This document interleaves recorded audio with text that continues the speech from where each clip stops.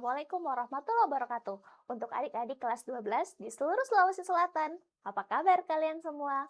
Semoga kalian semua selalu dalam keadaan sehat dan bersemangat. Juga kepada Bapak dan Ibu guru yang selalu setia mendampingi adik-adik kita belajar, saya ucapkan terima kasih banyak dan semoga Bapak dan Ibu selalu sehat walafiat. Hari ini bersama saya, Siti Adinda Diharindawati Caronge dalam program Smart School. Generasi Smart, berkarakter, cerdas Ki.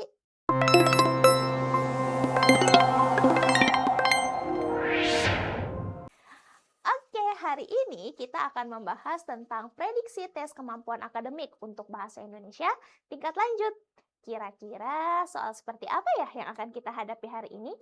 Yuk kita bahas sama-sama. Oke, ya kita sudah langsung dihadapkan dengan bacaan. Ini adalah cara mendaftar paspor secara online melalui aplikasi yang bernama M-Paspor. Oke, mari kita lihat teksnya. Pemerintah melalui Direktorat Jenderal Imigrasi meluncurkan aplikasi M-Paspor untuk memudahkan masyarakat dalam proses pembuatan paspor secara daring. Langkah pertama yang wajib dilakukan masyarakat adalah mengunduh aplikasi M-Paspor di ponsel pintar dan melakukan pendaftaran akun menggunakan alamat surel atau email yang aktif. Melalui layanan ini, pemohon tidak perlu lagi datang pagi buta untuk mengambil nomor antrean di kantor imigrasi, karena proses pendaftaran awal hingga penentuan jadwal kedatangan bisa dilakukan dengan mudah dari rumah. Setelah akun berhasil dibuat, pemohon akan diarahkan untuk mengisi formulir data diri dan mengunggah dokumen persyaratan. Ada KTP, kartu keluarga, dan akte kelahiran. Sistem aplikasi akan memverifikasi kelengkapan berkas secara otomatis. Apabila dokumen telah disetujui oleh sistem, pemohon dapat langsung memilih jadwal serta lokasi kantor imigrasi terdekat untuk proses selanjutnya dan diakhiri dengan membayar biaya pembuatan paspor melalui berbagai kanal pembayaran digital yang tersedia. Meskipun sebagian besar tahapan pendaftaran telah dilakukan secara daring, kehadiran fisik di kantor imigrasi tetap diwajibkan untuk keperluan pengambilan biometrik, seperti sidik jari dan foto wajah, serta wawancara singkat demi validasi dan keamanan data. Namun, bagi kelompok rentan seperti lansia, difabel, atau warga yang masih gagap teknologi, pemerintah tetap menyediakan jalur layanan pendaftaran langsung atau walk-in agar pelayanan publik ini tetap inklusif. Inovasi aplikasi ini terbukti secara nyata mampu memangkas waktu tunggu, mempercepat proses birokrasi, dan meningkatkan efisiensi pelayanan secara keseluruhan. Oke, kita sudah dapat apa ya cara-cara mendaftar paspor secara online. Sekarang, gimana ya soal-soalnya? Soal yang pertama, langkah pertama yang harus dilakukan masyarakat untuk mendaftar paspor secara daring melalui aplikasi M-Paspor. Nah, kalau kita lihat ya, ini kan sudah sangat jelas. Di paragraf 1 kalimat 2, dia sudah dengan jelas mengatakan langkah pertama. Ya, yang wajib dilakukan masyarakat itu dia ngapain? Mengunduh aplikasi M-Paspor di ponsel pintar dan melakukan pendaftaran akun. Ya, berarti ini sudah jelas sekali ya, kita harus mencari yang jawabannya mengunduh aplikasi. Coba kita lihat Alfa. Mengunduh aplikasi di ponsel dan mendaftar akun menggunakan surel aktif. Wah, langsung nih jawabannya ya. Kita dapat ada di Alfa. Kalau kita lihat, datang langsung ke kantor imigrasi terdekat dengan membawa dokumen, ini kalau di dalam teks ya, dia bukan ya. Nah, di sini datang langsung ke kantornya itu untuk apa? Ada namanya keperluan pengambilan biometrik ya, seperti sidik jari dan juga foto wajah. Jadi, bukan yang pertama kali ya, dia sudah di step yang keberapa. Kemudian kalau kita lihat yang Charlie, melakukan pengambilan biometrik. Nah, ini juga salah ya. Dia itu sudah ada di step yang menjelang akhir. Kalau membayar biaya pembuatan paspor melalui kanal pembayaran digital, ini juga dia berada di hal-hal yang bukan pertama ya. Dia sudah di step yang keberapa ini? Dia sudah ada di paragraf 2 juga ya. Kemudian kalau yang error, mengunggah dokumen kartu keluarga dan akta kelahiran di awal. Ini juga bukan ya, kita baru bisa mengunggahnya itu dokumen persyaratannya, si KTP, kartu keluarga, akta kelahiran, itu setelah kita berhasil membuat akunnya ya. Jadi jawaban yang paling tepat untuk nomor 1 itu langsung ada di alfa. Oke, seperti itu ya adik-adik. Nah, sudah jelas sekali di dalam teksnya dia mengatakan langkah pertama, ya. Lagi pula kalau kita tidak punya aplikasinya, berarti kan tidak mungkin bisa daftar ya. Karena sekarang ini menurut teksnya kita sudah bisa melakukannya secara online. Oke, mari kita jawab soal berikutnya. Simpulan yang paling tepat mengenai perubahan prosedur pendaftaran paspor berdasarkan teks tersebut. Apa ya kira-kira? Oke, kalau kita lihat, pengurusan paspor kini sepenuhnya dilakukan di rumah tanpa perlu ke kantor imigrasi sama sekali. Wah, kalau alfa ini dia kurang tepat ya. Kenapa? Kalau kita lihat ke dalam teksnya, ya, di sini tetap ada yang namanya walk-in. Mana itu walk-in? Nah, ini, ya. Dia itu diperuntukkan untuk apa? Untuk kelompok yang lansia, ya, difabel atau warga yang gagap teknologi. Selain itu, tidak semuanya ya harus daring karena tetap harus ada ke imigrasi, ya. Dia ada di sini nih. Tetap diwajibkan keperluan untuk pengambilan biometrik. Di sini harus ada kehadiran fisiknya di kantor imigrasi, ya. Jadi alfa ini sudah pasti salah. Kalau kita lihat Bravo, datang langsung ke kantor imigrasi terdekat. Oh, mohon maaf. Prosedur pembuatan paspor menjadi lebih praktis karena antrean dan pengisian data dapat dilakukan secara digital. Nah, ini benar ya. Dia sudah jadi lebih praktis. Antreannya itu sudah bisa digital. Pengisian datanya juga bisa secara digital dari aplikasi M-Paspor tadi. Jadi tidak perlu datang pagi-pagi buta atau subuh-subuh hanya untuk mengambil nomor antrean. Bisa jadi jawabannya Bravo ya. Sekarang kalau kita lihat lagi, yang Charlie, pendaftaran secara daring membuat biaya pembuatan paspor menjadi jauh lebih mahal dibandingkan dengan cara manual. Wah, di dalam teks tadi tidak ada yang menyatakan kalau misalnya pendaftaran secara daring itu malah jadi membuat biaya paspornya lebih mahal. Memang dikatakan setelahnya kita bisa membayar dengan aplikasi-aplikasi pembayaran, tapi tidak disebutkan apakah jadi lebih mahal atau jadi lebih murah, ya. Kemudian yang Delta.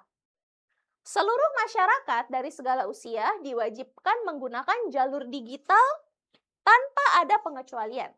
Ini sudah jelas salah. Di dalam teks tadi tetap ada yang namanya walk-in. Untuk siapa? Untuk lansia, penderita difabel, sama orang-orang yang masih gagap teknologi, ya. Kalau error, proses verifikasi dokumen hanya bisa dilakukan saat pemohon berhadapan langsung dengan petugas di kantor imigrasi.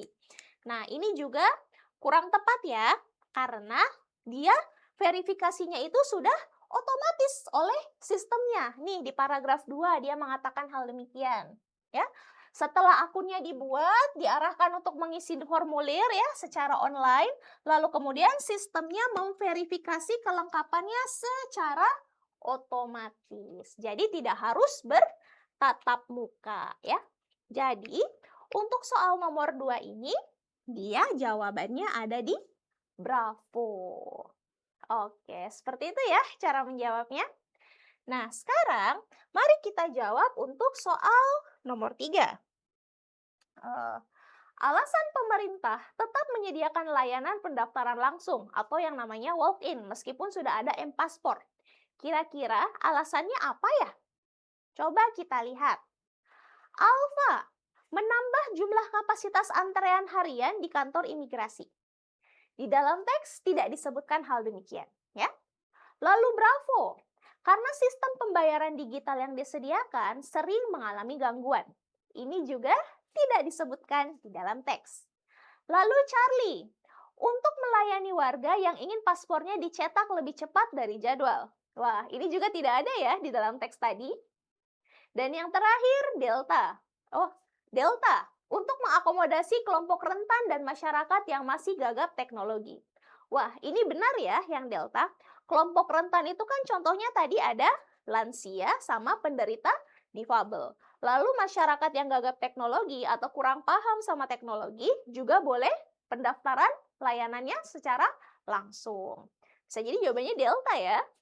Kemudian kalau kita lihat error, karena aplikasi M-Paspor hanya dikhususkan untuk perpanjangan paspor yang lama. Ini juga tidak disebutkan di dalam teksnya. Jadi jawaban untuk soal nomor 3 adalah delta. Oke, seperti itu ya. Kemudian mari kita jawab soal berikutnya. Berdasarkan teks, hal yang harus dilakukan pemohon setelah dokumen persyaratan diverifikasi dan disetujui oleh sistem. Oke, nah kalau misalnya sudah diverifikasi dan sistemnya sudah menyetujui, mari kita lihat. Nah, ini ya ada di paragraf 2. Apabila dokumen telah disetujui oleh sistem, nah, pemohon dapat langsung memilih jadwal serta kantor imigrasi terdekat untuk proses selanjutnya. Lalu diakhiri dengan membayar biaya pembuatan paspor. Oke, jadi jawabannya bisa langsung memilih jadwal serta lokasi kantor imigrasi, ya. Oke, mari kita cari. Alfa, mendaftarkan akun baru menggunakan alamat email yang aktif. Wah, ini bukan ya. Ini yang harus dilakukan paling pertama ya. Setelah download, kita daftar akunnya. Pakai email yang aktif. Kalau Bravo, ini juga bukan ya. Nah, dokumennya itu diisinya kan di awal ya, bukan setelah diverifikasi kita mengisi formulir lagi di aplikasi. Tidak. Kalau Charlie memilih jadwal kedatangan dan melakukan pembayaran digital. Nah, ini jawabannya ya, ada di Charlie. Kalau Deta mencetak paspor secara mandiri menggunakan mesin cetak di rumah, ini juga salah ya. Kalau error, menghapus aplikasi M-Paspor dari ponsel pintar karena proses telah selesai. Wah, belum ya, prosesnya masih belum selesai. Jadi jangan dihapus. Nah, berarti jawaban untuk soal nomor 4 itu ada di Charlie. Memilih jadwal untuk kedatangan. Oke. Sekarang, mari kita lihat soal nomor 5. Tujuan dan manfaat utama dari inovasi layanan aplikasi M-Paspor yang disebutkan pada paragraf ketiga. Oke, coba kita lihat paragraf ketiga. Di sini, meskipun sebagian besar tahapan pendaftaran telah dilakukan secara daring, kehadiran fisik di kantor imigrasi tetap diwajibkan untuk keperluan pengambilan biometrik seperti sidik jari dan foto wajah, serta wawancara singkat demi validasi dan keamanan data. Namun bagi kelompok rentan ini bisa pakai walk-in ya. Nah, agar pelayanannya itu tetap inklusif. Nah, di sini dia mengatakan, inovasi aplikasi ini terbukti secara nyata mampu memangkas waktu tunggu, mempercepat proses birokrasi, dan meningkatkan efisiensi pelayanan secara keseluruhan. Oke, kalau kita lihat yang alfa, menghilangkan semua tatap muka antara petugas dan pemohon secara permanen. Tidak ya, karena tadi dijelaskan tetap harus datang ke kantor imigrasi untuk verifikasi tadi ya, untuk foto, kemudian untuk validasi datanya juga wawancara ya. Kemudian kalau Bravo, mewajibkan seluruh masyarakat untuk memiliki dan menggunakan ponsel pintar jenis terbaru. Wah, ini tidak ada hubungannya dengan teksnya tadi ya. Tidak perlu jenis terbaru. Tidak ada juga dalam teks yang mengatakan kita harus punya ponsel terbaru. Enggak ya. Memberikan tambahan keuntungan finansial bagi pihak kantor imigrasi dari setiap pendaftar. Ini juga tidak ada ya disebutkan di dalam teksnya. Kalau Delta, membatasi warga yang tidak terbiasa menggunakan internet agar tidak membuat paspor. Wah, ini salah ya, karena tadi orang yang gagap teknologi itu bisa saja langsung datang ke tempat pendaftarannya ya atau ke kantor imigrasinya langsung. Kalau yang error nih, memangkas waktu tunggu dan meningkatkan efisiensi pelayanan publik secara keseluruhan. Nah, ini jawabannya ya. Jadi jawabannya adalah error. Oke, seperti itulah ya menjawab soal-soal ini. Nah, sekarang mari kita lanjut ke soal berikutnya. Oh, kita dapat teks baru nih. Ada 2 teks di sini. Tentang apa ya? Coba kita baca. Gempa bumi adalah getaran atau guncangan yang terjadi di permukaan bumi akibat pelepasan energi dari dalam secara tiba-tiba yang menciptakan gelombang seismik. Di Indonesia, gempa bumi sering terjadi karena letak geografisnya yang berada di pertemuan lempeng tektonik utama. Gempa bumi umumnya diklasifikasikan menjadi gempa tektonik dan gempa vulkanik. Pusat gempa dalam bumi disebut hiposentrum, sedangkan di titik permukaan bumi yang berada tepat di atasnya disebut epicentrum. Getaran yang kuat dapat merusak infrastruktur, meruntuhkan bangunan, dan menimbulkan korban jiwa. Masyarakat yang tinggal di daerah rawan biasanya membangun rumah dengan konstruksi tahan gempa dan rutin mengikuti simulasi penyelamatan diri untuk meminimalisasi risiko saat terjadi bencana. Oke, kalau teks 2-nya, gempa bumi tektonik terjadi ketika lempeng-lempeng bumi yang terus bergerak mengalami gesekan dan akhirnya patah atau tergelincir. Proses ini berawal dari akumulasi tekanan di sepanjang sesar atau patahan batuan selama bertahun-tahun. Saat batuan tidak lagi mampu menahan tekanan tersebut, terjadilah pelepasan energi masif dalam bentuk gelombang seismik yang merambat ke segala arah. Gelombang inilah yang dirasakan sebagai guncangan kuat di permukaan. Gempa dengan magnitudo besar yang berpusat di dasar laut dangkal berpotensi memicu gelombang tsunami yang destruktif. Dampak gempa tidak hanya berupa kerusakan fisik bangunan, tetapi juga memicu tanah longsor, likuifaksi, dan terputusnya jaringan komunikasi.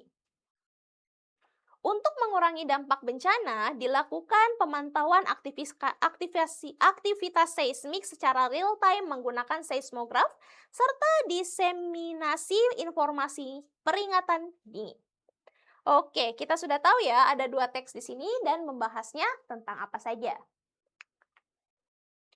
Perbedaan utama penyajian informasi dalam teks 1 dan teks 2 itu apa ya? Kalau kita lihat yang alfa, teks 1 membahas tsunami, teks 2 membahas tanah longsor. Kalau kita lihat ya, teks 1 sama sekali tidak membahas yang ada namanya tsunami. Gempa bumi yang dibahas di sini ya.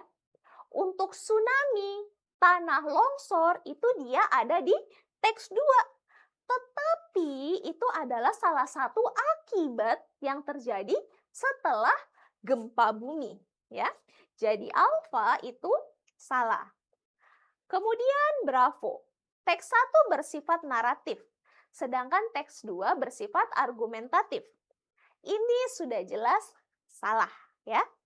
Di sini kalau kita lihat ya,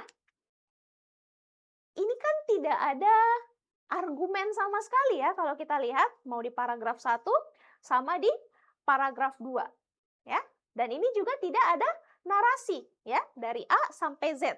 Ini semua tentang pendeskripsian. Jadi bravo ini juga salah. Lalu kalau kita lihat yang selanjutnya. Teks 1 menjabarkan opini masyarakat, teks 2 menyampaikan opini ilmuwan. Kalau kita lihat semuanya ya, di sini tidak ada menurut masyarakat.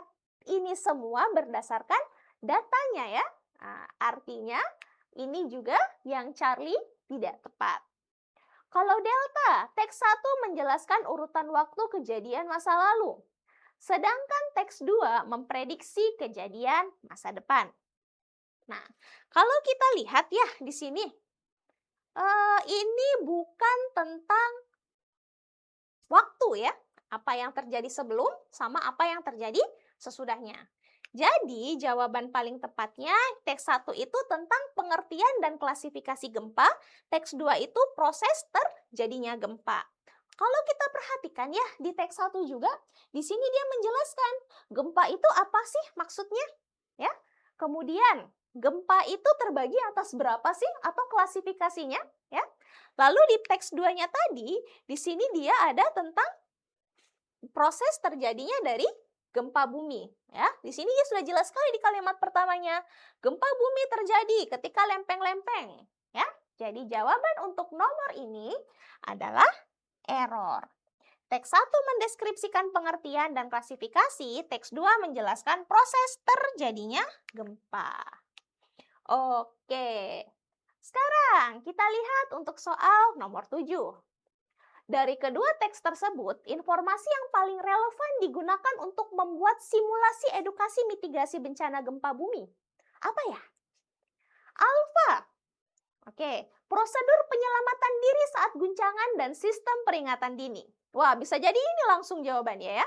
Karena ini kan digunakannya untuk paling relevannya penyelamatan diri sendiri ketika guncangannya itu terjadi ya. Dan sistem peringatan dininya itu bagaimana? Kalau kita lihat yang Bravo, proses terbentuknya lempeng tektonik di samudra lepas. Oke, ini sebenarnya bisa, tetapi kalau kita lihat di sini kan edukasi mitigasi, ya. Artinya ada perlakuan yang kita lakukan untuk mencegah sesuatu terjadi lebih buruk, ya. Kalau Charlie, jenis gelombang seismik dan kecepatan rambatnya. Ini tidak untuk masyarakat ya, yang pas untuk ini adalah ilmuannya. Kemudian kalau delta, perbedaan kedalaman hiposentrum secara geologis. Nah, ini juga bukan untuk edukasi ke masyarakatnya ya. Kalau sejarah gempa bumi, ini juga tidak tepat.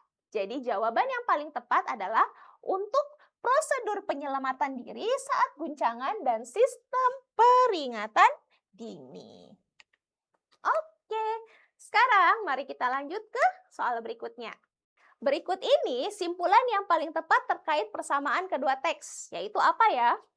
Alfa. Keduanya menyatakan bahwa gempa selalu memicu gelombang tsunami besar. Ini hanya ada di teks kedua. Ya, di teks pertama dia tidak membahas bahwa ini bisa gempa bumi itu bisa memicu gelombang tsunami. Kalau Bravo, keduanya menyebutkan bahwa gempa bumi membawa dampak kerusakan dan memerlukan upaya mitigasi. Kalau kita lihat, ini benar ya. Kalau kita lihat tadi di teks 1, nah, mitigasi pertama untuk bangunan masyarakatnya, kalau yang tinggal di daerah rawan, membangun rumah konstruksi tahan gempa. Kemudian di teks 2-nya mengurangi dampak bencana ada pemantauan aktivitas ya. Nah, bisa jadi nih jawabannya ada di Bravo. Kalau Charlie, keduanya memerinci sejarah pergerakan lempeng tektonik di wilayah Indonesia. Ini tidak ya. Kalau Delta, keduanya disusun berdasarkan hasil wawancara dengan korban yang selamat. Nah, kalau kita perhatikan tadi ya, di dalam teksnya itu tidak ada bahwa ini tuh berdasarkan korban yang selamat. Memang disebutkan ada di situ warga yang tinggal di wilayah rawan. Tetapi kita tidak tahu apakah mereka adalah korban atau bukan. Lalu kemudian yang error, keduanya fokus memberikan panduan teknis membangun rumah tahan gempa. Ini juga tidak ya. Memang ada disebutkan bahwa masyarakat yang tinggal di wilayah rawan, dia punya infrastrukturnya tahan gempa di teks 1 tadi. Tapi tidak ada fokusnya memberikan panduan teknisnya. Jadi jawaban yang paling tepat adalah Bravo. Oke deh, sekian adik-adik. Itulah pembahasan soal kita untuk hari ini. Semoga adik-adik bisa mendapatkan ilmu yang lebih ya. Dan ingat, jangan lupa diulang-ulangi di rumah. Dan harus terus membaca. Oke, saya Siti Adinda Dihar pamit undur diri. Assalamualaikum warahmatullahi wabarakatuh. Dan kita jumpa lagi di pertemuan berikutnya. Dah.